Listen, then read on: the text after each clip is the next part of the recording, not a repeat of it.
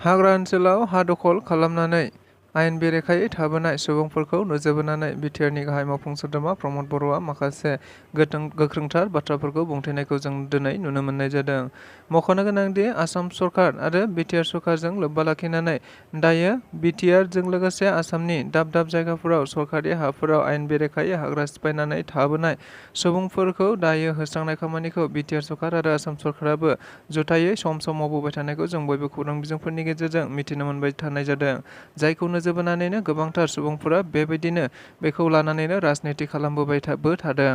नंगौ, बेबायदिनो बिटिआरनि गाहाय मावफुं सोद्रोमा प्रमद बर' बिथाङाबो मैया मोनसे हाबाफारियाव बाहागो लानानै खौरांगिरिफोरनि सिगाङाव बे बाथ्राखौ रोखायै बुंथिनानै होदोंदि थारैनो जायफोरा गामियाव आरो बबेयावबा गावबागाव हा हु थाखानानैबो हाग्रा ओनसोलाव जायफोरा हा सिफायनो थांदों, अदेबानि आयेन बेरेखायै थाबाय थादों, बिथांमोनहा दायो गावबागाव न'आव थांनायानो साबसिन। मानोना हाग्रा सिफायनानै थानायखौ जोंनि सरकारा माब्लाबाबो गनायथि होनाय नंलिया। ओंखायनो जायफोरा हा हु थाखानानैबो हाग्रा ओनसोलाव आयेन बेरेखायै थाफैदों, बिथांमोना गावबागाव न'आव थांफिननांगौ। नंगौ, बे बाथ्राखौ बिथाङा बुंथिनानै होनायखौ नुनो मोनदों। आरो लोगोसे बिथाङा बे बाथ्राखौबो बुंथिनानै होदोंदि बेखौ लानानै रावबो राजनिति खालामनो नाङा। मानोना जायफोरा जेनुइनलि हा गैथारा, बिथांमोननि थाखाय सरकारा जा हायो राहा खालामबाय थागोन। बेखौ लानानै सोरबाया राजनिति खालामनोबो नाङा।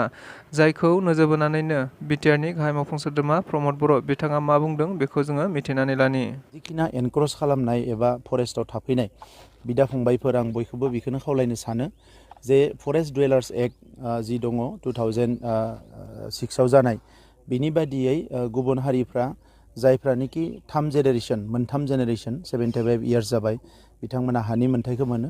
आरो जायफोर एसटिसफोर एबा फरेस्ट डुवेलार्सफोर, एसटिसफ्रा बेवहाय 2005 मायथाइनि सिगाङाव जायफोर दङ बिसोरो मोनो। आं खावलायनो सानो जे जायफ्रानोखि हा हु दङ, खाथियावनो गामियाव बा गुबुन जायगायाव हा हु दङ, बिनि उनावबो हाग्रा दानफैदों, बिथांमोना अननानै गावनि न'आव थांफिननाया मोजां। मायबा रांखान्थिनि जेंना दङ, माबा दङ, जों सावरायोबा जों मदद खालामगोन। आरो बिथांमोना गावबा गावनि न'आव थांनो थाखाय आं खावलायो। जायफ्रा हा हु दंखायो, क'क्राझार टाउनाव थानाय एबा गुबुन जायगानिबो माखासे सोरबा साफा सानै कन्ट्रेक्टर, साफा सानै राजखान्थि दैदेनगिरि, बिथांमोनाबो उल्टापानि फरेस्टआव फैनानै गुबुन गुबुन जायगायाव गुवार गुवार हा आवग्रिदों। दा आगोलनि सरकारनि समाव राबार बागान बानायनाय, साहा बागान बानायनाय, फरेस्टनि हाखौ दानस्रांनानै बेबायदि सोलिबाय थादोंमोन, जायनि थाखाय जोंनि थासारिया जोबोद गाज्रिनिफ्राय गाज्रि जालांदों। दा नंखायनो बेबायदि रावखौबो दानस्रांनो होनाय जानाय नङा। आरो जायफ्रा अलरेडि दखल खालामबाय, बिथांमोनखौबो बिनिफ्राय जोङो एक्सन लानाय जागोन। ओंखायनो आं खावलायो जोंनि बिदा फंबायफोरखौ, जायफ्रानोखि हा हु दङ, बिथांमोना गावनि जायगायाव थांनांगौ। आरो जायफ्रा हा हु गैथारा, जेरावबो गैया, बिथांमोननि थाखाय जों बेबस्था खालामगोन। खालि बिथांमोना गोदानै हाग्रा एवस्रांनाङा। थांनानै थानो थाखाय, जिउ खुंनो थाखाय, पार्मानेन्टलि रायजो जानो थाखाय जिबायदि पलिसिखौ जों बानायनो हायो, बे पलिसिजों जों साफ्रोमबो बिदा फंबायफोरखौ बेवहाय रिहेबिलिट खालामनो थाखाय नाजागोन। नाथाय जायफ्रा दिनै हा हु थानानैबो बेफोरखौ खालामदों, बे आयेन बेरेखा हाबा मावनाय जादों, बिथांमोना जाहाथे एक्सन लाबा दुखु मोना, आं बेखौ खावलायखानानै दोनदों। जायफ्रा गावबा गावनो मिथिगौ सोर सोर हा थाखानानै, न' बां थाखानानै फरेस्ट एवस्रांफैदों, गावबा गावनो मिथिखागो। दा बिथांमोना थांफिननाया मोजां, बेवहाय आरो गुबुन पलिटिक्स खालामनाङा।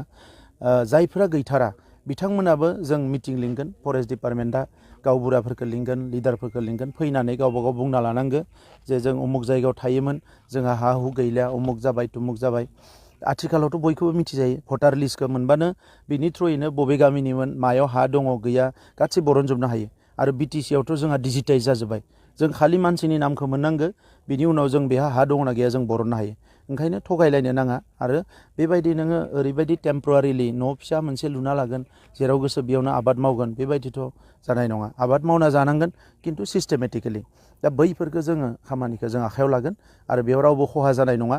थांनाय इलेक्सननि आगोलाव नुदों, साफा सानै बिपिएफनि सेला बेलाफ्रा हाबनानै गोबां पलिटिक्स खालामनो नाजादों बेवहाय। दा बेफोरो मोजां नङा। इयुनाव सोर थागोन? UPPLआवथ' थानाय नङा। जोंनि माहारिजों लोगोसे गुबुन माहारि थागोन, बेयाव बिपिएफआबो रायजो जागोन, बयबो रायजो जागोन।